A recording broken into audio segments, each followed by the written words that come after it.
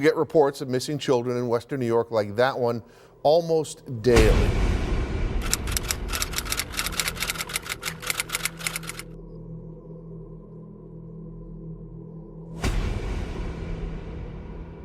In the bleak winter of 1959, nestled deep within the unforgiving rural mountains of Russia, a group of 9 intrepid hikers embarked on an expedition that would descend into unimaginable horror, the Dyatlov Pass incident. As they journeyed through the wilderness, the group was confronted by relentless blizzards and biting winds, their breath forming frozen clouds in the frigid air. Despite the perilous conditions, they pressed onward, following the path laid out before them.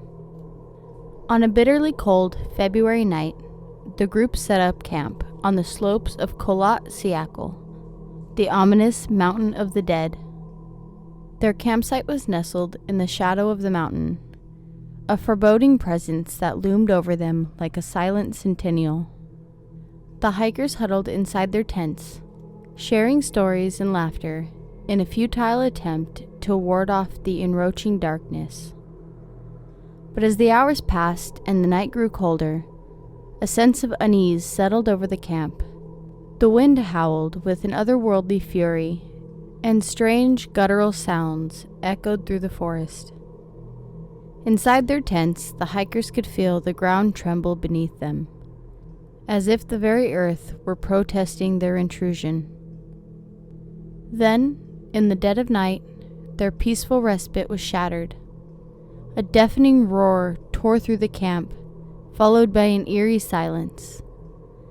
The hikers emerged from their tents, their breath forming icy plumes in the air, and were met with a sight that would haunt their dreams for eternity. The forest around them was in chaos. Trees had been uprooted and laid scattered like discarded toys. The hikers' campsite had been ravaged, with tents torn asunder, their contents strewn around like macabre confetti. In the pale moonlight, the hikers realized that something was terribly wrong. Panic set in, and they assessed their situation. They were miles from civilization, surrounded by a desolate wilderness, and their only shelter had been reduced to tattered rags. There was no choice but to descend into the valley below, where they hoped to find refuge in the dense forest. As they stumbled through the snow-covered terrain, a growing dread gnawed at their souls. They were not alone in the wilderness. Something was stalking them, its presence lurking just beyond the edge of their vision.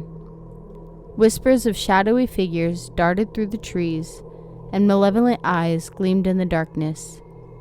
Exhausted and terrified, the hikers made a grim discovery at the edge of the forest. The remains of a small, long-abandoned settlement lay hidden beneath the snow. The huts were dilapidated, their windows shattered, and a sense of foreboding hung heavy in the air.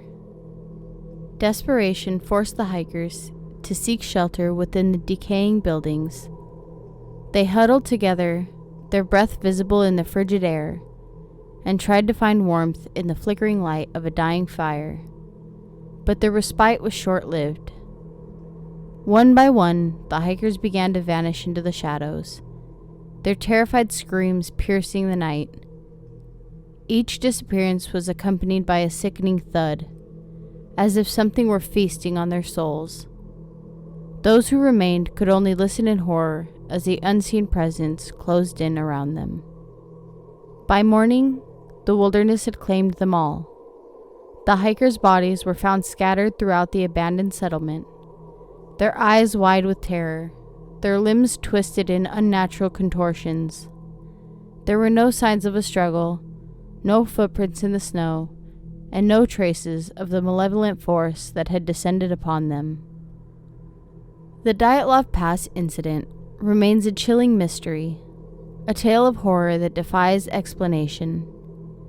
To this day, the rural mountains hold their secrets close, and the souls of these lost in that desolate wilderness are said to wander, forever haunted by the malevolent force that claimed them.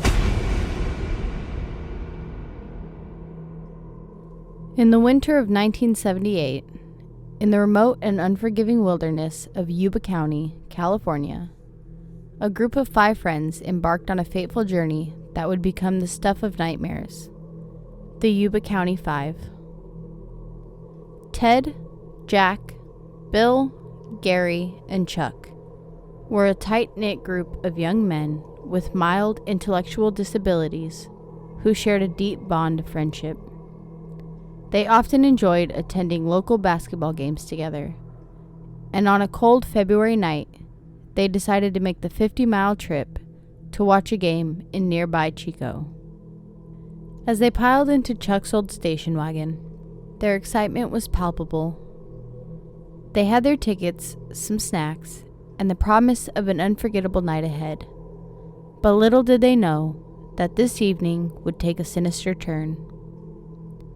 The game ended late, and as the group made their way back to the car, they realized that they were stranded. The station wagon was hopelessly stuck in the snow, and their attempts to free it proved futile. Panic began to set in as the chilling realization dawned upon them that they were stranded in the middle of nowhere in the dead of night with no means of transportation.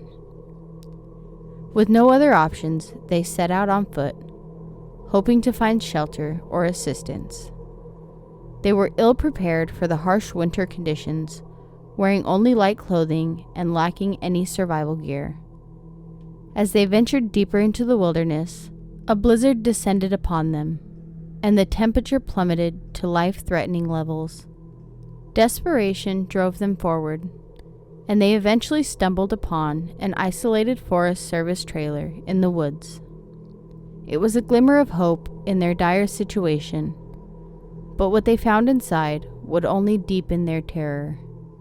The trailer was abandoned, with no sign of recent human habitation. Their relief was short-lived, as they discovered a peculiar and unsettling detail. The trailer was stocked with enough food to sustain them for months, including a propane tank, warm clothing, and plenty of firewood. Inexplicably, the Yuba County 5 chose not to remain in the trailer, but instead ventured back out into the raging blizzard. Their tracks in the snow told a baffling story. They had walked past the trailer, seemingly oblivious to the lifeline it offered. As days turned into weeks, the desperate search for the missing friends intensified, but it would be months before any clues emerged. In June of that year, a group of motorcyclists discovered the first of the bodies in a remote cabin miles from the Forest Service trailer. Ted, the youngest of the group, had perished from exposure. The horrifying discoveries continued over the following weeks. Jack, Bill, Gary, and Chuck were found scattered across the wilderness, their fates equally grim. They had all died of exposure, despite being within reach of the well-stocked trailer that could have saved their lives. The Yuba County 5 had vanished into the wilderness, drawn away from safety by some inscrutable force or unseen terror. The inexplicable choices they made that night, their refusal to take refuge when it was offered, remain a chilling mystery that haunts the collective consciousness of Yuba County to this day. Was it the cruel hand of fate, a sinister presence in the woods, or some malevolent force that led them astray? The truth of what happened to the Yuba County 5 may never be known, and the events of that night continue to cast a shadow over the remote wilderness they disappeared into, a place where the line between reality and horror blurs into the unknown.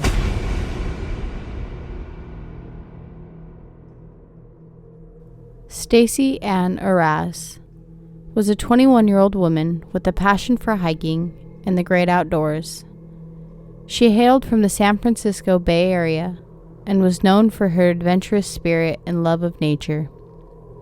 In the summer of 1981, she embarked on a solo backpacking trip in the Sierra Nevada mountains of California.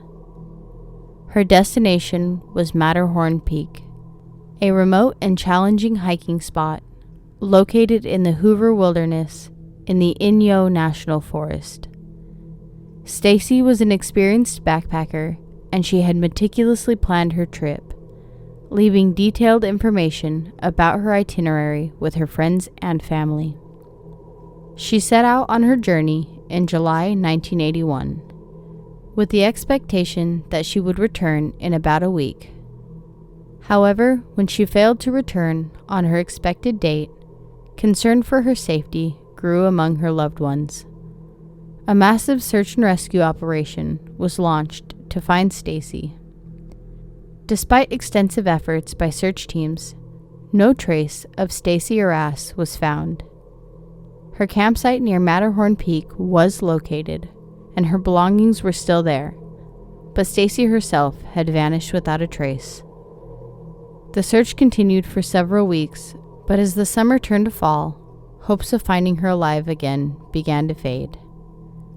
The mystery of Stacy Ann Arras's disappearance deepened as investigators found no concrete leads.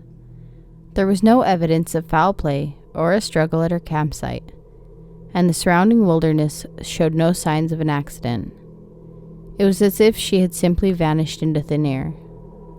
Over the years, numerous theories and speculations emerged, ranging from the possibility of a wildlife encounter to getting disoriented in the rugged terrain. Some even suggested that she may have encountered an unsavory individual during her journey. However, none of these theories led to any substantial breakthroughs in the case. To this day, the disappearance of Stacy Ann Arras remains an unsolved mystery. Her family and friends continue to hold out hope for answers, and her story serves as a reminder of the challenges and risks associated with wilderness exploration. Despite the passage of time, her whereabouts remain unknown, leaving behind a haunting and perplexing tale of a young adventurer who ventured into the wilderness and never returned. As we conclude our journey through these top 3 terrifying missing persons cases, remember that the world is filled with enigmas waiting to be unraveled. If you found these stories as fascinating and unsettling as we did, don't forget to like, share, and subscribe for more intriguing mysteries. Stay curious and never stop seeking the truth.